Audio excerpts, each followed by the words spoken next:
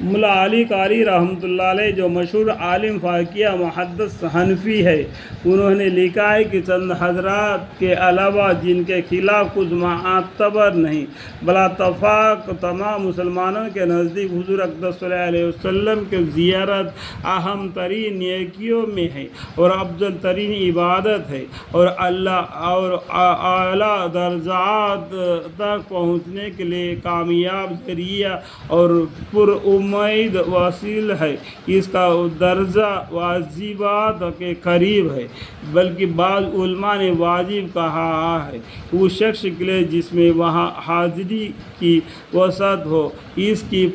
کی چھوڑنا بڑی غفلت اور بہت بڑی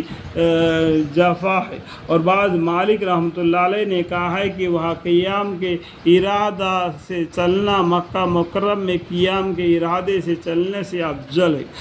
یعنی حج کی وجہ سے چلنا تو دوسری بات ہے، اس کے علاوہ مدینہ پاک کی طرف چلنا افضل ہے۔ دری مختار میں لکھا ہے کہ حضور اقدس صلی اللہ علیہ وسلم کی قبر کی زیارت مندوب ہے، بلکہ بعض علماء نے اس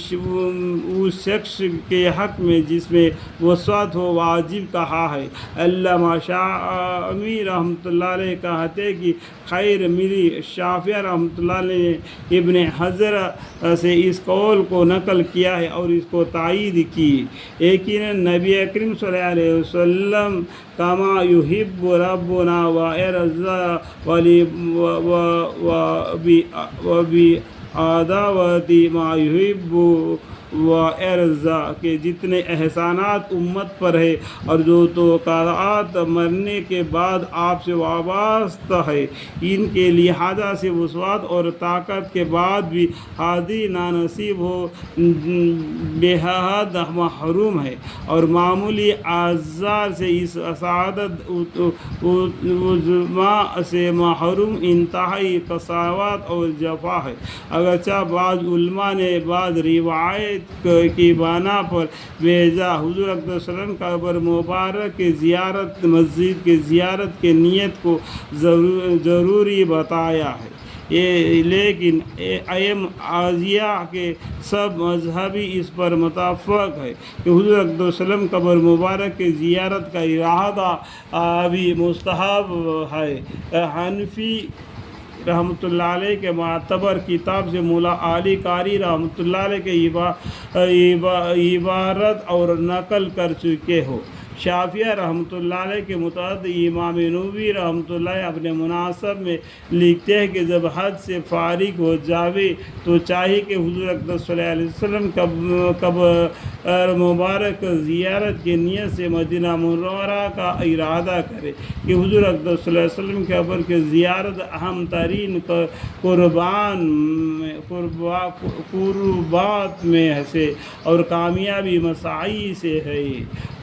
انواری ساتیہ میں مالکی رحمۃ اللہ علیہ کے مذہب میں لکھا ہے کہ ہمارے نبی محمد صلی اللہ علیہ وسلم کے قبر کی زیارت پسندیدہ سنت ہے جو شرعاً مطلوب ہے اور مرغوب ہے، اور اللہ جل شانہ کے یہاں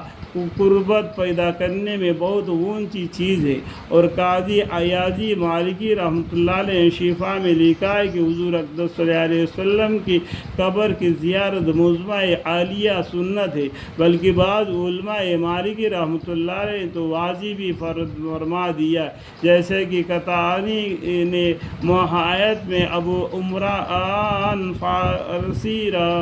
فارسی کا قول نقل کیا ہے۔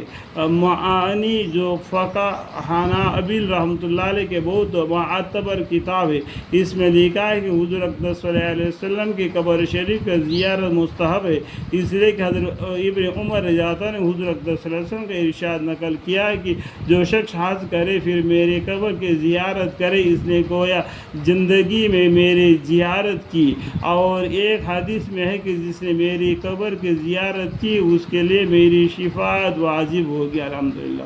اور امام احمد رحمۃ اللہ علیہ نے حضور اقدس صلی اللہ علیہ وسلم کا یہ حدیث نقل کی ہے کہ جو شخص میری قبر کے پاس مجھ سے سلام کرے تو میں اس کے سلام کو جواب دیتا ہوں۔ اور شروع کبیرہ میں جو مذہب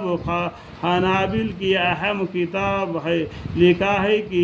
جب حج سے فارغ ہو جائے تو مستحب ہے کہ حضور اقدس صلی اللہ علیہ وسلم کی اور حضور اقدس صلی اللہ علیہ وسلم کے دونوں ساتھیوں کی قبر کی زیارت کرے۔ اس کے بعد وہی حدیث ذکر کی ہے جو مغنی میں گزر چکے ہیں۔ ولیل الطعاب کے جو فقہ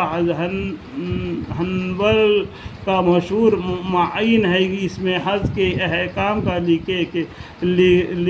کے بعد لکھا ہے کہ حضور اقدس صلی اللہ علیہ وسلم کی قبر مبارک اور حضور اقدس صلی اللہ علیہ وسلم کے دو ساتھیوں کے قبر کی زیارت مسنون ہے۔ اس کے مشرق کے شارح تیل علماء رب میں لکھتے ہیں کہ اس کا لازمی نتیجہ یہ ہے کہ ان قبروں کے زیارت کے لیے سفر کرنا بھی مستحب ہے، اس لیے کہ حاجی حج کے بعد بغیر سفر کے ان کے زیارت کیسے کر سکتا ہے۔ اس طرح روزی المراز فقہ حنبل میں لکھا ہے کہ حضور اقدس صلی اللہ علیہ وسلم قبر مطہرہ اور حضور اقدس صلی اللہ علیہ وسلم کے دونوں ساتھیوں کے قبروں کے زیارت مستحب ہے، اس لیے کہ حدیث میں آیا ہے کہ جس نے حج کیا پھر میری قبر کی زیارت کی وہ ایسا ہے جیسا کہ میری زندگی میں میری زیارت کی۔ ان سب سے معلوم ہوا کہ